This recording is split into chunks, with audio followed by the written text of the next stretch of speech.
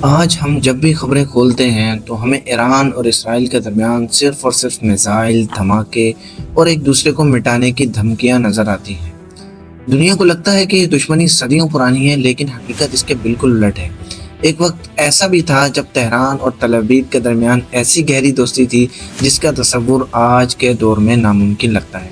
یہ تعلق اتنا خفیہ اور مضبوط تھا کہ اسرائیل کے اعلیٰ عہدیدار بھیس بدل کر ایران آتے، اور سب سے حیران کن بات یہ ہے کہ ایران کا وہ نیوکلیئر پروگرام جس پر آج سب سے زیادہ تنقید کی جاتی ہے، اس کی بنیاد خود امریکہ اور اسرائیل نے رکھی تھی۔ سوال یہ ہے کہ آخر ایسا کیا ہوا کہ یہ گہری دوستی ایک خطرناک دشمنی میں بدل گئی۔ السلام علیکم دوستوں، آپ سب کو میرے یوٹیوب چینل پہ خوش آمدید۔ اس کہانی کی شروعات 1950 کی دہائی سے شروع ہوتی ہے، جب مشرق وسطیٰ میں عرب تیزی سے ابھر رہے تھے۔ اس وقت ایران کے بادشاہ محمد رضا پہلوی کو خوف یہ تھا کہ عرب اگر ممالک متحد ہو گئے تو اس کی حکومت خطرے میں پڑ سکتی ہے، اور دوسری طرف ڈیوڈ بن گوریان کی قیادت میں اسرائیل ایک نیا ملک تھا جو چاروں طرف سے دشمن عرب ممالک سے گھرا ہوا تھا۔ اسی صورتحال میں ایک حکمت عملی بنائی گئی جسے پریپریہیٹری ڈیکٹرین کہا جاتا ہے، یعنی عرب ممالک کے بجائے ان کے ارد گرد موجود طاقتوں سے اتحاد قائم کیا جائے۔ اس پالیسی کے تحت ایران اور اسرائیل قریب آئے، اور 1950 میں ایران نے اسرائیل کو تسلیم کر لیا۔ یہاں سے ایک خفیہ مگر طاقتور اتحاد کا آغاز ہوا جو تقریباً 3 دہائیوں تک جاری رہا۔ یہ تعلق صرف سفارتی نہیں بلکہ عملی سطح پر بھی انتہائی مضبوط تھا۔ ایران کا خفیہ ادارہ سیوک دراصل اسرائیلی خفیہ ایجنسی موساد کی مدد سے تربیت یافتہ تھا۔ دونوں ممالک انٹیلیجنس شیئر کرتے اور اپنے مشترکہ دشمنوں کے خلاف مل کر کام کرتے تھے۔ اس کے علاوہ توانائی کے شعبے میں بھی ان کی شراکت داری اہم تھی۔ اسرائیل کو تیل کی ضرورت تھی، جبکہ ایران چاہتا تھا کہ وہ عرب ممالک کو بائی پاس کر کے اپنا تیل یورپ تک پہنچائے۔ اسی مقصد کے لیے ایک خفیہ آئل پائپ لائن بنائی گئی جس کے ذریعے ایران کا تیل اسرائیل کے راستے یورپ پہنچتا تھا۔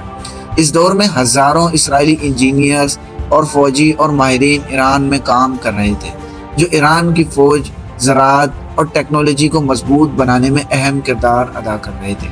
اس ایران کے لیے اسرائیل ایک ایسا دروازہ تھا جو اسے امریکہ اور مغربی دنیا سے جوڑتا تھا۔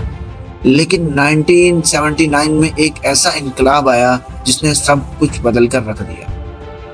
ایرانی انقلاب 1979 کے نتیجے میں شاہ کی حکومت ختم ہو گئی، اور آیت اللہ روح اللہ خمینی کی قیادت میں ایک ایسا اسلامی حکومت قائم ہوئی۔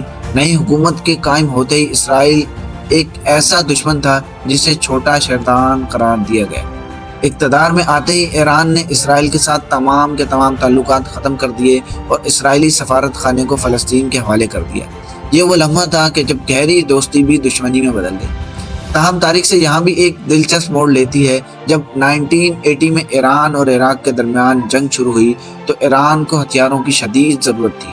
حیران کن طور پر پس پردہ اسرائیل نے ہی ایران کو خفیہ ہتھیار فراہم کیے، کیونکہ اسرائیل چاہتا تھا کہ عراق کمزور ہو، لیکن یہ تعاون عارضی تھا اور وقت کے ساتھ ساتھ مکمل دشمنی میں بدل گیا۔ 1990 کے بعد جب عراق کمزور ہو گیا تو دونوں ممالک کے درمیان کوئی مشترکہ دشمن باقی نہیں رہا۔ اب ایران اور اسرائیل براہ راست ایک دوسرے کے مد مقابل تھے اور ایک دوسرے کے دشمن تھے۔